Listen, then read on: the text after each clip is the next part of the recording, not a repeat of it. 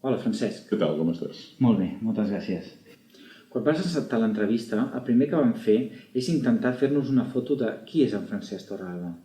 I el primer que ens crida l'atenció és la quantitat de coses que fas. D'on treus el temps per fer-les? Ens expliques el teu secret? No hi ha secret més que aixecar-se d'hora, com deia Guardiola, no? Cal aixecar-se molt d'hora i després seleccionar molt, triar molt, perquè naturalment ni que es facin moltes coses, de dir moltes coses que no. Un dels aspectes que preocupa més les famílies és la conciliació de l'horari laboral amb el familiar. Què els diries a totes aquelles mares i pares que tenen la sensació de no passar prou estona amb els seus fills? Que en part tenim una organització del temps que no és òptima, ni de lluny, no? En relació a països nòrdics i a països centreeuropeus, no? On hi ha una més simetria entre el temps escolar i el temps laboral, no? I per tant hi ha més fragment de temps per compartir pares i fills.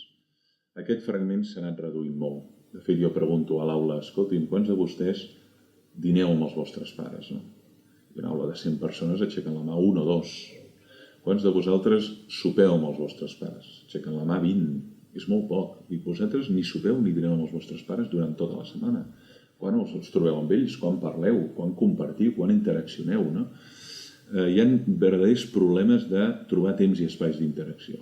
Llavors, atès que això és una realitat, que té molt a veure amb la mala organització del temps que tenim, jo crec que el que hem de fer és, d'una banda, intentar trobar pretextos per trobar-nos.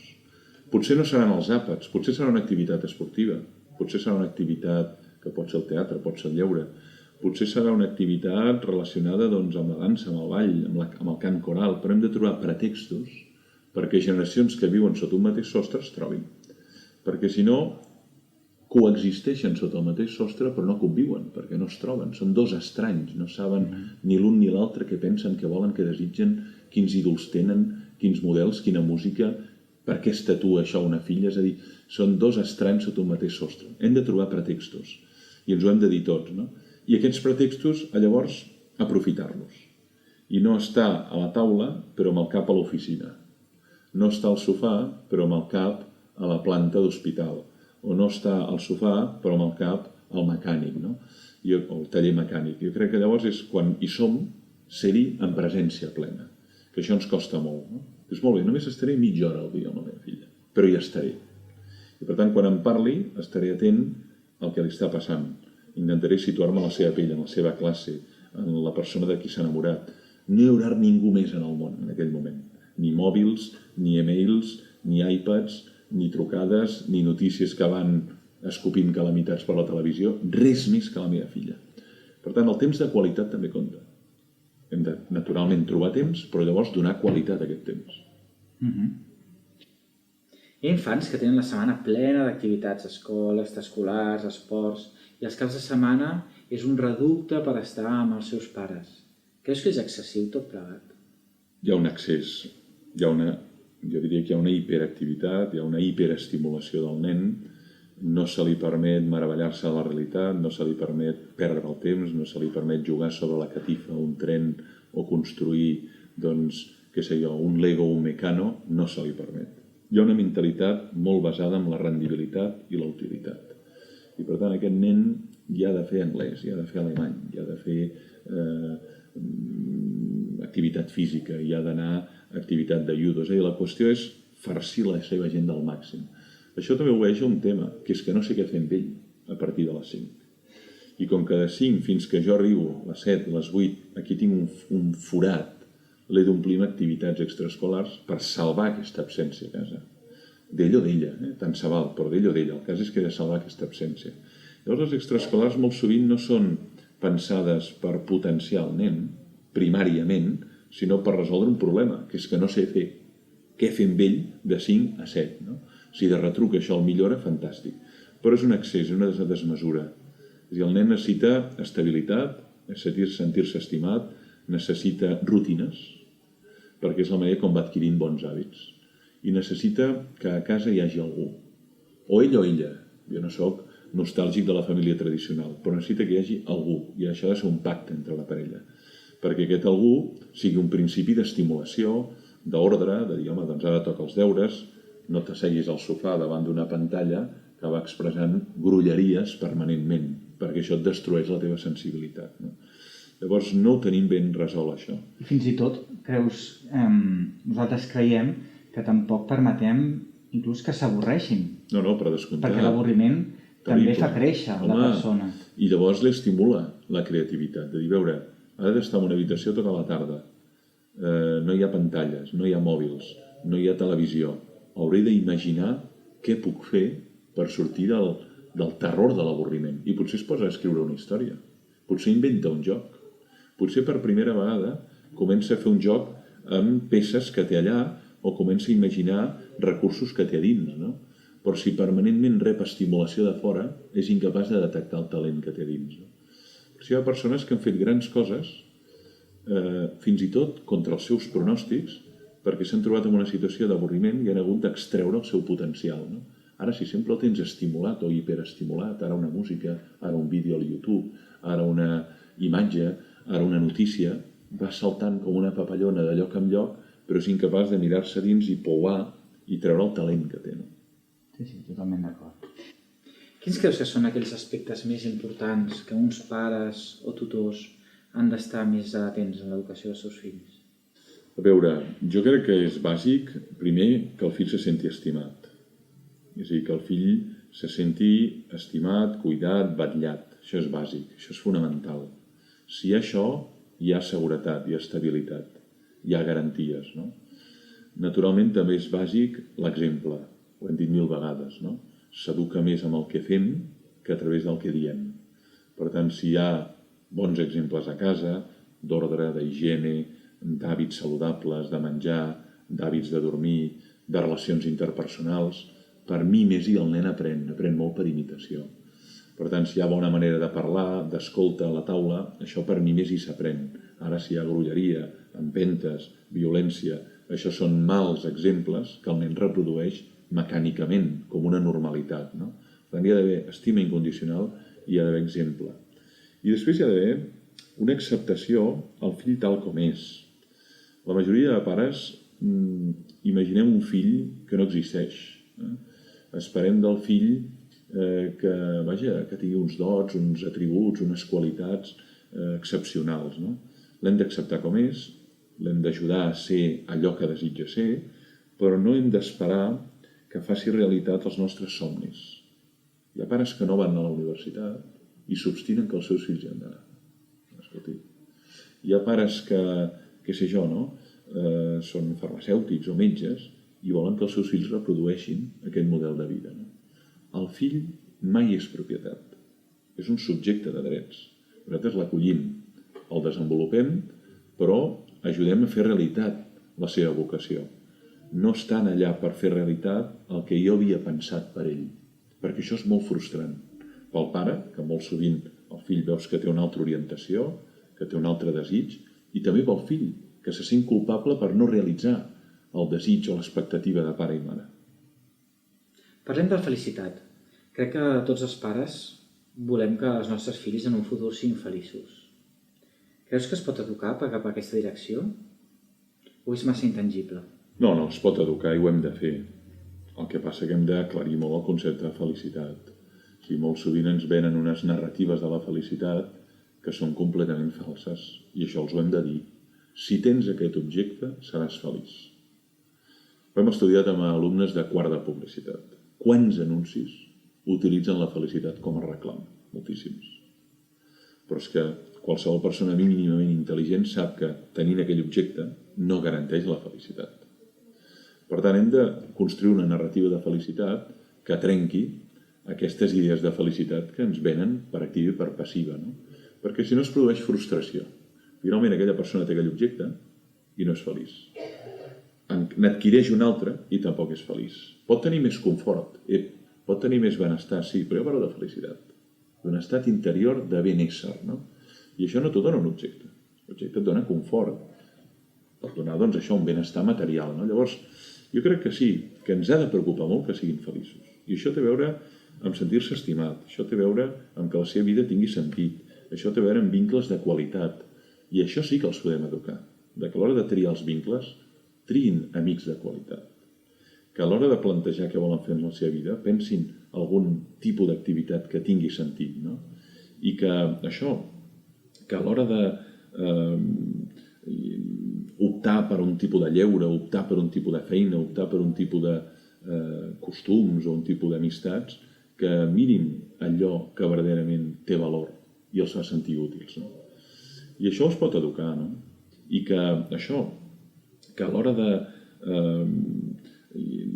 optar per un tipus de lleure, optar per un tipus de feina, optar per un tipus de costums o un tipus d'amistats, que mirin allò que verdaderament té valor i els fa sentir útils, no? I això es pot educar, no?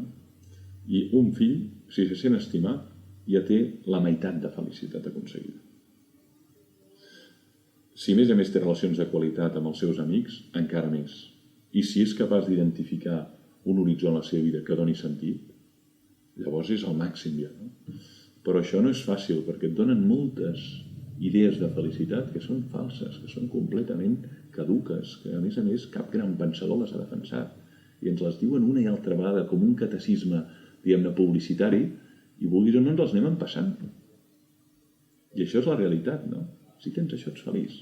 Si tens aquest cos ets feliç. Si et mantens jove ets feliç. Escolti, no, aquest senyor es manté jove perquè verdaderament està fent tot un tipus d'esforços amb cirurgies, però no és feliç. Se sent desgraciat. No depèn de ser jove o ser gran o ser feliç, no? Un dels aspectes que creiem importants en l'educació dels fills és el tema de la coherència. És complicat ser coherent en aquest món en el que vivim. Què en penses? A veure, hem de mirar de ser coherents. La coherència perfecta no existeix. Potser en algun sant, santa, hi ha la coherència gairebé perfecta, no? Però hem de mirar de ser coherents. I és l'única font que ens dona autoritat moral. És a dir, jo sé dir com un fill, has de perdonar. Però ell veu que fa 3 dies que no parlo amb la meva dona per una discussió que vam tenir en una sobretaula. El fill posarà el dit a la llaga i dirà, tu em dius que he de perdonar. Tu m'ho dius a mi, que jo veig que fa 3 dies que no parles amb la mare per una discussió. No tens autoritat moral per exigir al fill que perdoni si no et veu perdonar tu. Anem al consumisme. A vegades diem, home, és que són consumistes, només pensen en els objectes, només pensen en l'iPad, només pensen en el mòbil. Sempre volen més. Clar, però quina autoritat moral té un pare o una mare per dir-li a un fill no siguis tan consumista si es canvia de cotxe cada 6 mesos? Innecessàriament. Si va acumulant objectes que mai es posa ni utilitza. Els fills ens veuen per dins i per fora, veuen el negatiu i el positiu. A la vida professional només veuen l'aparença, però a casa ens posem pijama i sabatilles. I per tant et veuen per dins. I per tant poden detectar molt fàcilment la incongruència. Imagina't doncs que jo faci una gran alabança de la paciència i quan arribi a casa el mínim gest, el mínima impertinença, perdo la paciència, no? Home, i tu ens parles de paciència, tu. Llavors la coherència és que és decisiva per tenir autoritat moral. Això ho sap tothom. I per això és tan difícil tenir autoritat moral. Per què? Perquè això va pels polítics, va pels economistes, va pels banquers, però també va pels professors. O sigui, l'autoritat moral te la guanyes a través de la coherència.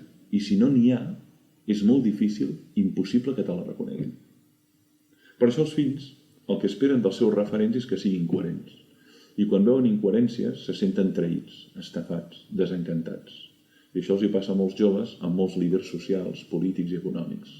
Confiava en tu, però després resulta que és corromput. Confiava en tu, resulta que després és defraudat.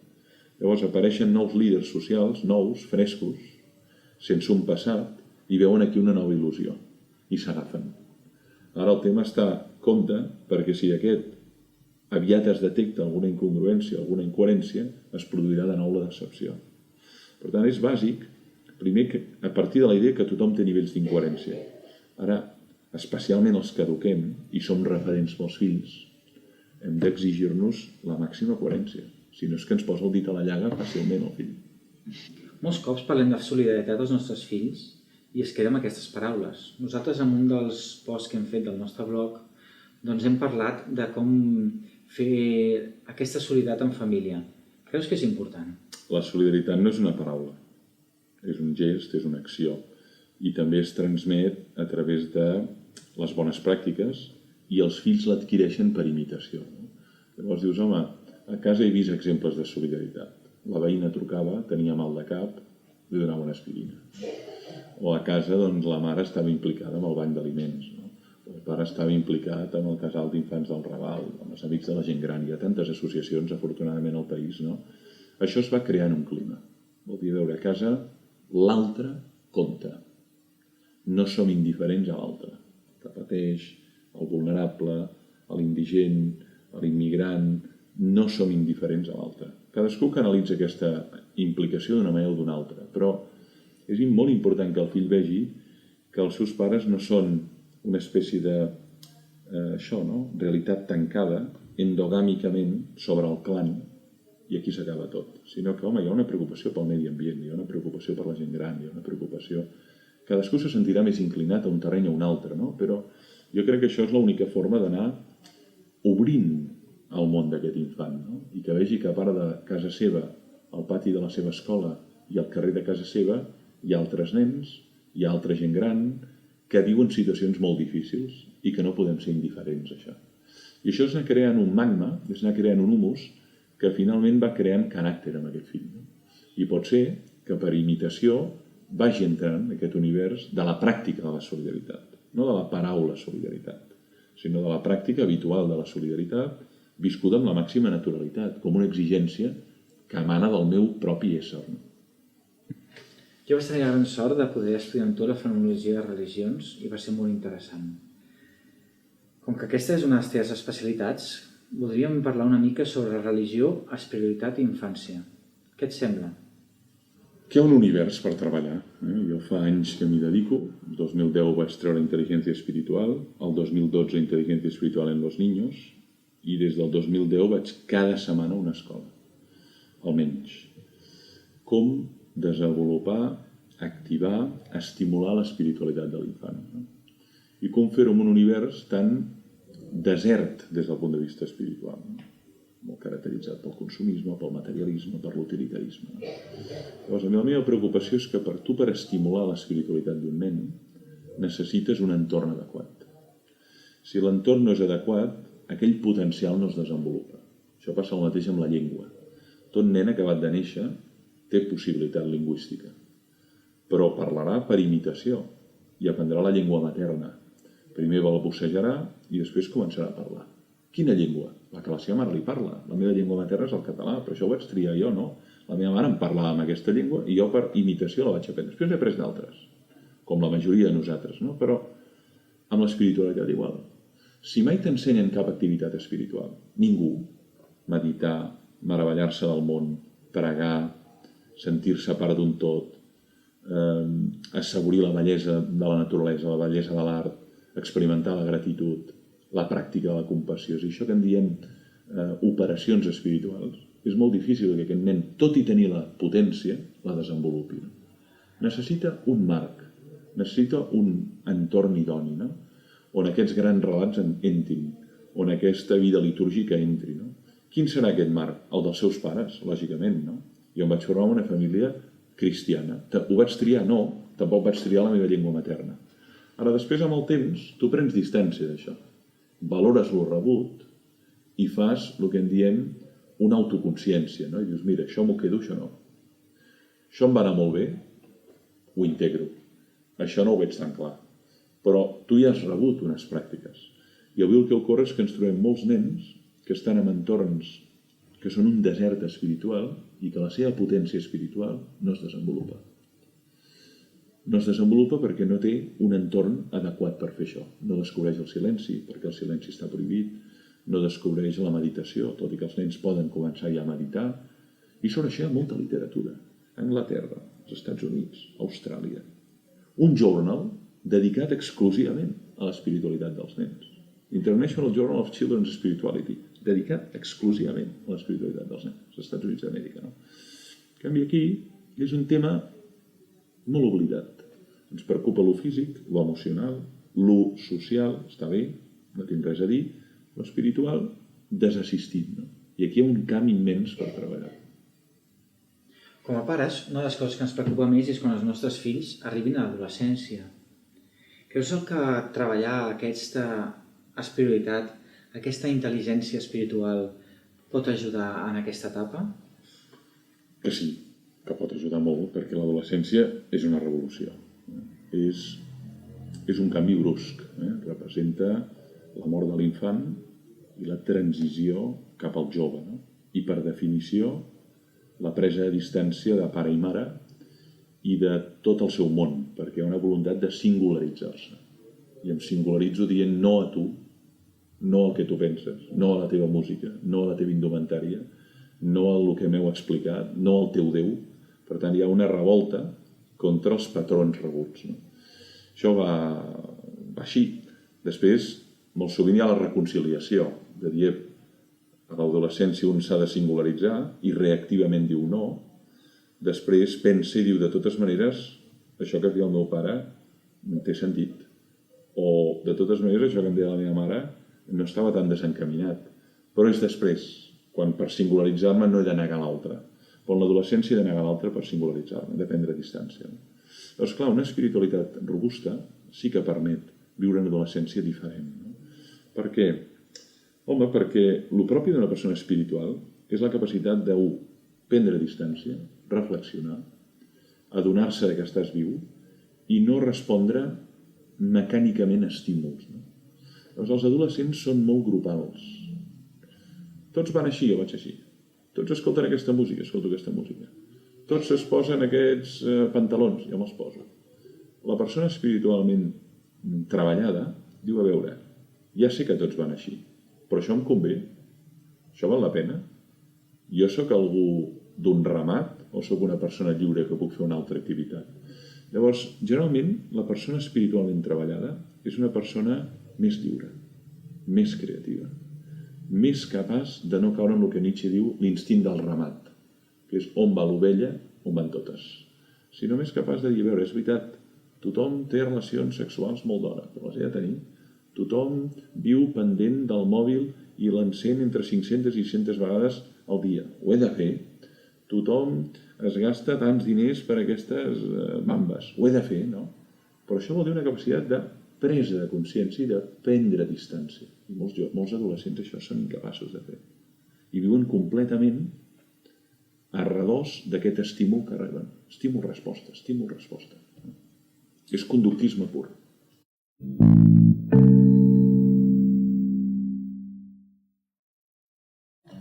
Mira, jo el llibre, de tots els que he fet, el llibre que ha tingut més eco és l'art de saber escoltar.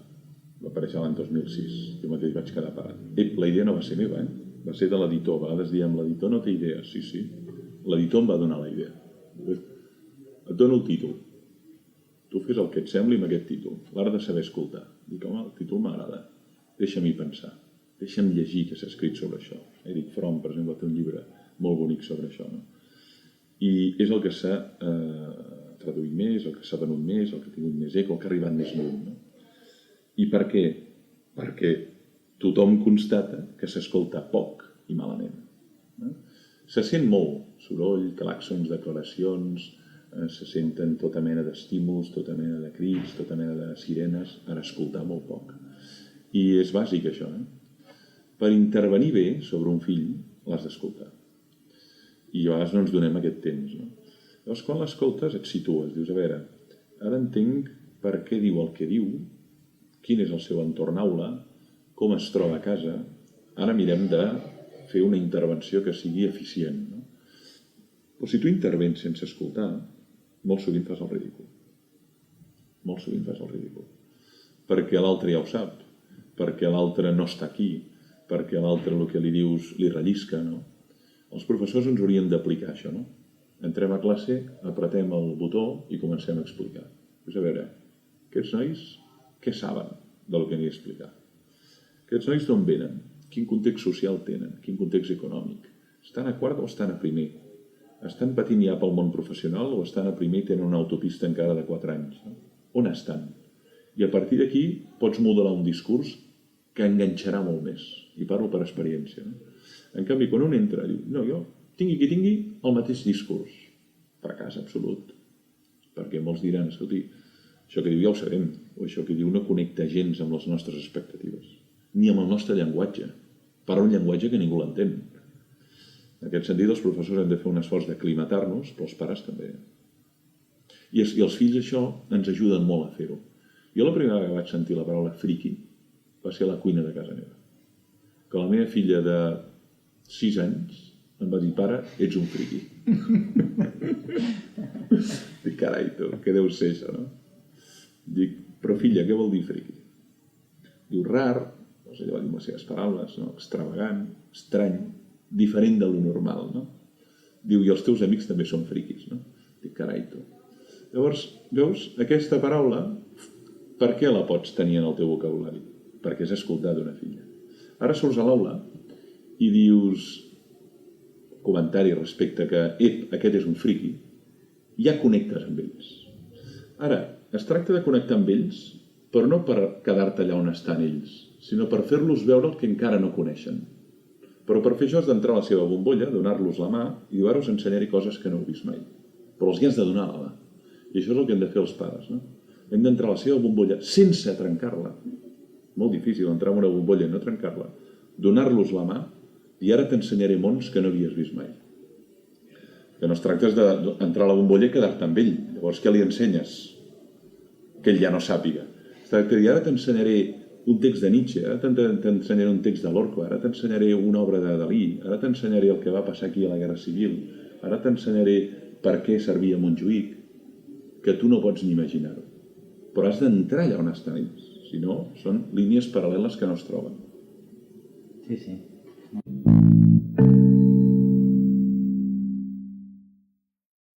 Ara, el tema dels vincles, estic molt d'acord.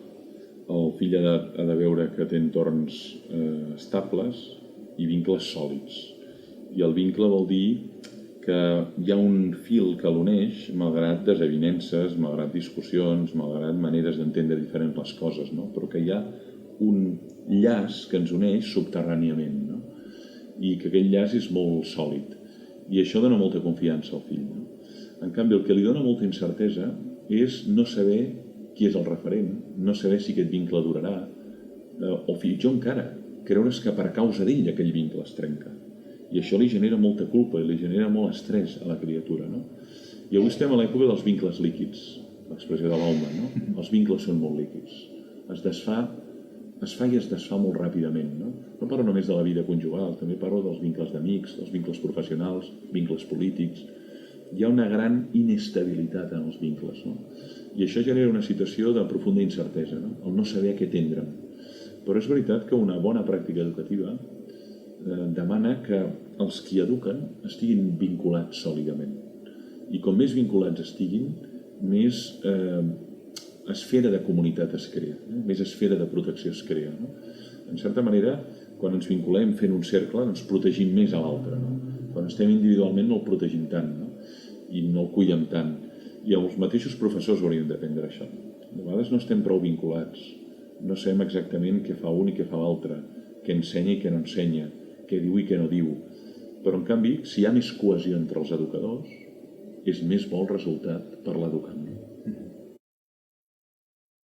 Sant Julià de Vilatorta, als estius. Fantàstic, no? Fantàstic, extraordinari. Bicicleta, entrepà lligat al manillar i tota la tarda pedalant. Extraordinari. Del meu home vaig aprendre la seva capacitat comunicativa, expansiva. He après d'ella, no? És molt bona comunicadora i té una gran capacitat de persuasió a través de la paraula. Del meu pare he après la discreció, he après el treball, he après la laboriositat, he après sobretot això, no? La humilitat i el treball i la constància en el treball. De l'escola infantil molt bons, molt agradables.